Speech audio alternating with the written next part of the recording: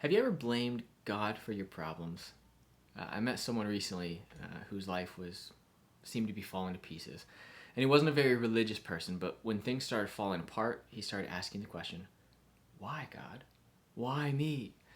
And it's interesting to me how spiritual people get when things aren't going well.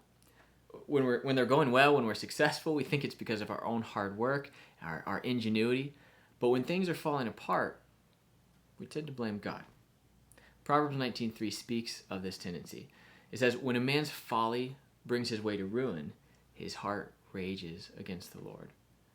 I read a story of a man who had a gambling addiction that cost him everything. He drained his savings, he lost his house, and after multiple failed attempts at intervention, his wife left him. And after all this, he was left and he was questioning, why would God do this to me? And unfortunately, this is not an uncommon story. It's human tendency to take the credit when life is good, but to pass the buck when things get really hard.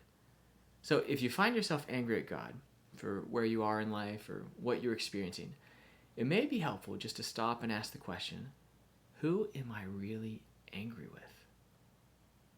Because it may not be God. Something to think about. Stay wise, my friends.